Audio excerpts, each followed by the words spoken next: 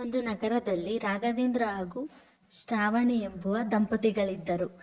ರಾಘವೇಂದ್ರ ಒಬ್ಬ ದೊಡ್ಡ business man ಆಗಿದ್ದನು.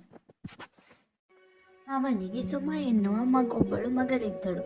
ಅವಳು ಪ್ರತಿಷ್ಠಿತ ಕಾಲೇಜಿನಲ್ಲಿ ಓದುತ್ತಿದ್ದಳು. ಅದೇ ಊರಿನಲ್ಲಿ ವರುಣ್ ಮತ್ತು ಅವನ ತಾಯಿ ಜೀವನವನ್ನು ನಡೆಸುತ್ತಿದ್ದರು. ಅವರು ತುಂಬ ಬಡವರಾಗಿದ್ದರು. ವರುಣನ ತಂದೆ ತೀರಿ ಹೋಗಿದ್ದರಿಂದ ತಾಯಿಯೇ ಅವನನ್ನು ಸಾಕಿ ಬೆಳೆಸಿದ್ದಳು. ಅವನಿಗೆ ತಾಯಿ ಎಂದರೆ ತುಂಬ ಪ್ರೀತಿ ಇತ್ತು. ಅವರ ಅಮ್ಮನಿಗೂ ಕೂಡ ಅವನೆಂದರೆ ತುಂಬ ಇಷ್ಟ. ಅವನು ತಾಯಿಯ ಮಾತನ್ನು ಮೀರುತ್ತಿರ. ಹೀಗಿರುವಾಗ ಸುಮಾ ಮತ್ತು ವರುಣ್ ತುಂಬ ವರ್ಷಗಳಿಂದ ಪ್ರೀತಿಸುತ್ತಿದ್ದರು. ಅವರ ಅಪ್ಪ ಅಮ್ಮನಿಗೆ ಈ ವಿಷಯ ತಿಳಿದಿರಲಿಲ್ಲ. ವರುಣ್ ಅಮ್ಮನಿಗೂ ಸಹ ಇದು ಗೊತ್ತಿರಲಿಲ್ಲ. ಶ್ರಾವಣಿ, ನನ್ನ ಫ್ರೆಂಡ್ ಮಗ ಒಬ್ಬ ಇದ್ದಾನೆ, ಅವನಿಗೆ ನಮ್ಮ ಸುಮ್ಮನ ಕೊಟ್ಟು ಮದುವೆ ಮಾಡಬೇಕು ಅಂತ ಅಂದ್ಕೊಂಡಿದ್ದೀನಿ. ಇದ್ರ ಬಗ್ಗೆ ನೀನೇನು ಹೇಳ್ತೀಯ? ಹುಡುಗ ತುಂಬ ಒಳ್ಳೆಯವನು, ಅಮೇರಿಕಾದಲ್ಲಿ ಓದಿರೋದು. ನಿನ್ನ ಅಭಿಪ್ರಾಯ ಹೇಳು. ಸುಮಾ ತನ್ನ ತಾಯಿ ತಂದೆ ತನ್ನ ಮದುವೆ ಬಗ್ಗೆ ಮಾತನಾಡುತ್ತಿರುವುದನ್ನು ಕೇಳಿಸಿಕೊಂಡು ಶಾಕ್ಗೆ ಒಳಗಾಗುತ್ತಾಳೆ. ಇದನ್ನು ವರುಣನಿಗೆ ತಿಳಿಸಬೇಕೆಂದು ಅಂದುಕೊಳ್ಳುತ್ತಾಳೆ. ಅವನನ್ನು ಮೀಟ್ ಮಾಡಲು ಹೇಳುತ್ತಾಳೆ. ವರುಣ್, ನಮ್ಮ ಮನೇಲಿ ಹುಡುಗನ ನೋಡಿದ್ದಾರೆ. ವರುಣ್, ಏನು ಮಾಡೋದು ಇವಾಗ? ನಾನು ನಿನ್ನೆ ಬಿಟ್ಟು ಬೇರೆ ಯಾರನ್ನೂ ಮದುವೆ ಆಗಲ್ಲ. ನೀನಂದರೆ ನಂಗೆ ತುಂಬ ಇಷ್ಟ. ನೀನೇನಾರ ನನ್ನ ಮದುವೆ ಆಗಲಿಲ್ಲ ಅಂದರೆ ನಾನು ಸತ್ತೋಗ್ಬಿಡ್ತೀನಿ ಅಷ್ಟೇ. ಏನಾದರೂ ಮಾಡುವರು, ಪ್ಲೀಸ್, ಹೇಗಾದರೂ ಮಾಡಿ ಮದುವೆ ನಿಲ್ಲಿಸು. ಇದಕ್ಕಿದ್ದಂಗೆ ಏನಾದ್ರು ಮಾಡು ಅಂದ್ರೆ ನಾನೇನ್ ಮಾಡ್ಲಿ? ಇನ್ನ ಲೈಫ್ ಸೆಟ್ಲ್ ಆಗಿಲ್ಲ. ಈ ಪರಿಸ್ಥಿತಿಯಲ್ಲಿ ನಿಮ್ ಮನೆಗ್ ಬಂದು ನಿನ್ನ ನನಗ್ ಕೊಡಿ ಅಂತ ನಾನು ಹೇಗ್ ಕೇಳಲಿ? ಹೇಗೆ ಕೇಳಲಿ ಅಂದರೆ, ಇವಾಗ ನೀನು ಹಂಗಾದ್ರೆ ನನ್ನ ಬೇರೆಯವ್ರಿಗೆ ಬಿಟ್ಕೊಟ್ಬಿಡ್ತೀಯಾ? ನೀನು ಪ್ರೀತಿ ಹಂಗಾದ್ರೆ ಸುಳ್ಳ? ನೀನೇನಾರ ಮದುವೆ ಆಗಿಲ್ಲ ಅಂದರೆ ನಾನು ಸತ್ತೋಗ್ಬಿಡ್ತೀನಿ. ಇವರು ಪ್ಲೀಸ್ ಅರ್ಥ ಮಾಡ್ಕೊ. ನಿಂಗೆ ಯಾಕೆ ಅರ್ಥ ಆಗ್ತದೆ? ಅಯ್ಯೋ ಸುಮಾ, ನೀನ್ ಆ ಥರ ಎಲ್ಲ ಹೇಳ್ಬೇಡ. ಈಗ ನಾನು ಏನ್ ಮಾಡ್ಬೇಕು ಹೇಳು? ನಾನು ಏನು ಹೇಳಿದರೂ ಕೇಳ್ತೀಯಾ? ನಾವಿಬ್ಬರು ಮದುವೆ ಮಾಡ್ಕೊಂಬಿಡೋಣ. ಆವಾಗ ಯಾವ ಸಮಸ್ಯೆನೂ ಇರಲ್ಲ. ಇದಕ್ಕಿದ್ದಂಗೆ ಮದ್ವೆ ಅಂದ್ರೆ ಹೇಗ್ ಸುಮಾ? ಈ ವಿಷಯ ನಮ್ಮ ಅಮ್ಮಂಗೂ ಕೂಡ ಗೊತ್ತಿಲ್ಲ. ನಮ್ಮ ಅಮ್ಮಗೂ ತಿಳಿಸ್ತಾಳೆ, ನಾನು ನಿನ್ನ ಹೇಗ್ ಮದ್ವೆ ಆಗ್ಲಿ? ಇದರಿಂದ ನಿಮ್ಮಪ್ಪ ಅಮ್ಮಂಗೂ ನೋವಾಗುತ್ತೆ ಸುಮಾ. ಯಾರು ಕೂಡ ನಮ್ಮ ಮದ್ವೆನ ಒಪ್ಕೊಳ್ಳಿಲ್ಲ ಅಂದ್ರೆ ಏನ್ ಮಾಡೋದು? ಎಲ್ಲ ಒಪ್ಕೋತಾರೆ ಅವರು. ನಾವು ಫಸ್ಟ್ ಮದುವೆ ಆಗೋಣ. ಇಲ್ಲ ಅಂದರೆ ನಮ್ಮ ಅಪ್ಪ ಅಮ್ಮ ನನಗೆ ಬೇರೆ ಹುಡುಗನ ಜೊತೆ ಮದುವೆ ಮಾಡಿಬಿಡ್ತಾರೆ. ಪ್ಲೀಸ್ ಅರ್ಥ ಮಾಡ್ಕೊ. ಮದುವೆ ಎಲ್ಲ ಆದಮೇಲೆ ಅಪ್ಪ ಅಮ್ಮ ನಿಮ್ಮಮ್ಮ ಎಲ್ಲರೂ ಒಪ್ಕೋತಾರೆ. ಪ್ಲೀಸ್ ಒಪ್ಕೋರು. ವರುಣ್ ಸುಮಳ ಮಾತು ಕೇಳಿ ಮದುವೆಗೆ ಒಪ್ಪಿಕೊಂಡು ದೇವಸ್ಥಾನದಲ್ಲಿ ಹೋಗಿ ಮದುವೆ ಮಾಡಿಕೊಂಡರು. ವರುಣ್ ಹಾಗೂ ಸುಮ ಮದುವೆಯಾಗಿರುವುದನ್ನು ಕಂಡು ತಾಯಿ ಸರೋಜಾ ಗಾಬರಿ ಬೀಳುತ್ತಾಳೆ. ಅವಳಿಗೆ ನಂಬಲಾಗುತ್ತಿಲ್ಲ. ತನ್ನ ಮಗ ಹೀಗೆ ಮಾಡುತ್ತಾನೆಂದು ಅಂದುಕೊಂಡಿರಲಿಲ್ಲ. ನೀನೇನು ಮಾಡಿಬಿಟ್ಟೆ ಮಗನೇ? ಈ ತಾಯಿಗೊಂದು ಮಾತು ಹೇಳದೆ ಮದುವೆ ಮಾಡ್ಕೊಂಡು ಬಂದಿದ್ಯಲ್ಲ, ಹೇಗೋ? ಮದುವೆ ಆಗಬೇಕಾದ್ರೆ ಈ ತಾಯಿ ನೆನಪಾಗ್ಲಿಲ್ವಾ ಮಗನೇ ನಿಂಗೆ? ಯಾಕೋ ಹೀಗೆ ಮಾಡಿದೆ? ಅದು ಅಮ್ಮ, ಸುಮ್ಮಂಗೆ ಬೇರೆ ಹುಡುಗನ ಜೊತೆ ಮದ್ವೆ ಮಾಡ್ಬೇಕು ಅಂತ ನೋಡ್ತಿದ್ರಮ್ಮ.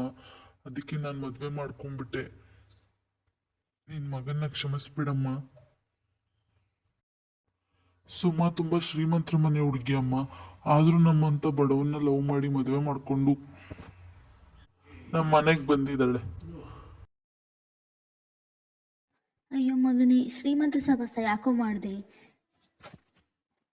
ಹುಡುಗಿ ಬೇರೆ ಶ್ರೀಮಂತರ ಮನೆಯವಳು ಅಂತಿದ್ಯಾ. ಅವ್ರ ಅಪ್ಪ ಅಮ್ಮ ಬಂದು ಇನ್ನೂ ಏನೇನು ಮಾಡ್ತಾರೋ. ಯಾಕೋ ಹೀಗೆ ಮಾಡಿದೆ? ಸರಿ, ಒಳಗಡೆ ಬನ್ನಿ. ನೋಡ್ದ ಸುಮಾ, ನಮ್ಮಮ್ಮ ನಮ್ಮಿಬ್ರು ಒಪ್ಕೊಂಡ್ಬಿಟ್ರು. ನಮ್ಮಮ್ಮ ತುಂಬಾ ಒಳ್ಳೆಯವರು. ನನಗೆ ಅಪ್ಪ ಇಲ್ಲ ಅನ್ನೋ ಕೊರ್ಗೆನೆ ಬಂದಿಲ್ಲ. ಅಮ್ಮ ಅಷ್ಟು ನನ್ನ ಚೆನ್ನಾಗಿ ಸಾಕಿದ್ದಾರೆ. ಹೀಗೆ ರಾಘವೇಂದ್ರ ಸುಮತಿ ಮಾತನಾಡುತ್ತಿರುತ್ತಾರೆ. ಆಗ ಅಲ್ಲಿಗೆ ಅವರ ಮ್ಯಾನೇಜರ್ ಬರುತ್ತಾನೆ. ಅವನು ಬಂದು, ಸರ್, ಸುಮಾ ಮೇಡಮ್ ಯಾವುದೋ ಬಡವ್ರ ಹುಡುಗರನ್ನ ಮದ್ವೆ ಆಗ್ಬಿಟ್ರಂತೆ ಸರ್. ಯಾವುದೋ ದೇವಸ್ಥಾನದಲ್ಲಿ ಮದ್ವೆ ಆಗಿದಾರಂತೆ. ನಾನು ನನ್ನ ಮಗಳನ್ನ ಎಷ್ಟು ನಂಬಿದ್ದೆ. ನನ್ಗೆ ಯಾಕೆ ಈಗ ಮೋಸ ಮಾಡಿದ್ಲು ಅವಳು? ಇದು ಅವಳು ತಪ್ಪಲ್ಲ. ಅವನು ತಲೆ ಕೆಡಿಸಿದಾನೆ ಅವಳ್ದ. ಅವನ್ನ ಮಾತ್ರ ನಾನು ಸುಮ್ಮನೆ ಬಿಡಲ್ಲ. ನಾನು ಏನು ಮಾಡ್ತೀನೋ ನನಗೆ ಗೊತ್ತಿಲ್ಲ. ನಮ್ಮ ಮಗಳು ಮೋಸ ಮಾಡಿಬಿಟ್ಲು ರೀ. ನಮ್ಮ ಆಸೆ ಕನಸಿಗೆಲ್ಲ ತಣ್ಣೀರು ಎರಚಿಬಿಟ್ಲು. ಹೀಗೆ ಹೇಗ್ರಿ ಮುಖ ಕೊಟ್ಟು ಓಡಾಡೋದು ಜನಗಳ ಮುಂದೆ? ಇದಕ್ಕಿಂತ ಸಾಯೋದೇ ಎಷ್ಟೋ ವಾಸಿ ಕಣ್ರಿ.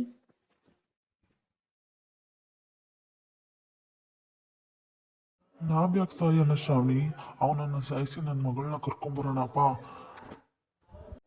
ವರುಣ್ ಮನೆ ಹತ್ತಿರ ಬಂದು ಏಯ್ ಬಾರೋ ಆಚೆ, ನನ್ನ ಮಗಳನ್ನ ಕಿಡ್ನಾಪ್ ಮಾಡ್ಕೊಂಡು ಕರ್ಕೊಂಬಂದಿದ್ಯಾ? ನಿನ್ಗೆ ಇವತ್ತಿದೆ ಕಣೋ, ಬಾರೋ ಆಚೆಗೆ. ನಿನ್ನಂತ ಬಿಕಾರಿಗೆ ನನ್ನ ಮಗಳು ಬೇಕಾ? ನಿನ್ ಮುಖ ಕನ್ನಡಿಲಿ ನೋಡ್ಕೊಂಡಿದ್ಯಾ ಲೋಫರ್? ಬಾರೋ ಆಚೆ. ವರುಣ್ ಆಚೆ ಬಂದು, ಸರ್ ನಿಮಗೆ ಬೇಜಾರಾಗಿದೆ ಅಂತ ಗೊತ್ತು ಸರ್, ನಾವು ತಪ್ಪು ಮಾಡಿದ್ದೀವಿ. ಈ ಥರ ಮನೆ ಹತ್ರ ಬಂದು ಗಲಾಟೆ ಮಾಡಿದ್ರೆ ಹೇಗೆ ಸರ್? ಬನ್ನಿ ಸರ್ ಒಳಗಡೆ ಕೂತ್ಕೊಂಡು ಮಾತಾಡೋಣ. ನಾನು ನಿಮ್ಮ ಮಗಳು ಇಬ್ರು ಒಪ್ಕೊಂಡೆ ಸರ್ ಈ ಮದುವೆ ಆಗಿರೋದು. ನಾನು ನಿಮ್ಮ ಮಗಳನ್ನ ಏನು ತಲೆ ಕೆಡ್ಸ್ ಕರ್ಕೊಂಬಂದಿಲ್ಲ. ಬನ್ನಿ ಸರ್ ಒಳಗೆ ಕೂತ್ಕೊಂಡು ಮಾತಾಡೋಣ. ಅಷ್ಟರಲ್ಲಿ ಸುಮಾ ಆಚೆ ಬಂದು, ಅಪ್ಪ, ವರುಣ ನಾನೇ ಇಷ್ಟಪಟ್ಟು ಮದುವೆ ಆಗಿರೋದು. ಅವನೇನು ನನ್ನ ತಲೆ ಕೆಡಿಸಿಲ್ಲ. ನೀವು ಸುಮ್ಮನೆ ಅವನನ್ನು ಬೈಬೇಡಿ ಪ್ಲೀಸ್ ಅಪ್ಪ. ಬನ್ನಿ ಒಳಗಡೆ ಕೂತ್ಕೊಂಡು ಮಾತಾಡೋಣ.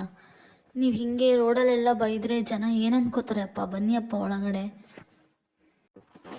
ಸುಮಳ ಅಪ್ಪ ಅಮ್ಮ ಬಂದು ಅವರನ್ನು ಚೆನ್ನಾಗಿ ಬೈದು ಅಲ್ಲಿಂದ ಹೊರಡುತ್ತಾರೆ. ಇದಾದ ಸ್ವಲ್ಪ ದಿನದ ನಂತರ ವರುಣ್ ಹಾಗೂ ಸುಮಾ ಒಂದು ವ್ಯಾಪಾರವನ್ನು ಶುರು ಮಾಡಲು ಯೋಚಿಸುತ್ತಾರೆ. ಅವರು ಒಂದು ಚಿಕ್ಕ ಡಾಬಾ ಇಟ್ಟು ವ್ಯಾಪಾರ ಮಾಡಲು ಶುರು ಮಾಡುತ್ತಾರೆ. ದಿನದಿಂದ ದಿನಕ್ಕೆ ಆ ವ್ಯಾಪಾರ ಹೆಚ್ಚುತ್ತಾ ಹೋಗುತ್ತದೆ. ವರುಣ್ ಕೆಲವೇ ದಿನಗಳಲ್ಲಿ ಒಬ್ಬ ದೊಡ್ಡ ಬಿಸ್ನೆಸ್ ಮೆನ್ ಆಗಿ ಒಂದು ದೊಡ್ಡ ಮನೆ, ಕಾರು ಎಲ್ಲವನ್ನು ತೆಗೆದುಕೊಂಡು ಸಂತೋಷವಾಗಿರುತ್ತಾರೆ. ಹೀಗಿರುವಾಗ ಸುಮಳ ತಂದೆ ರಾಘವೇಂದ್ರ ಮತ್ತು ಅವನ ಹೆಂಡತಿ ಶ್ರಾವಣಿ ಮನೆಗೆ ಬಂದು ಅವರ ತಪ್ಪಿನ ಅರಿವಾಗಿ ಅವರನ್ನು ಕ್ಷಮಿಸಿ ಎಂದು ಬೇಡಿಕೊಳ್ಳುತ್ತಾರೆ. ಇದರಿಂದ ಸುಮಾ ಹಾಗೂ ವರುಣ ಅವರನ್ನು ಕ್ಷಮಿಸಿ ಎಲ್ಲ ಒಟ್ಟಿಗೆ ಖುಷಿಯಿಂದ ಜೀವನ ನಡೆಸುತ್ತಾರೆ. ಶುಭಂ.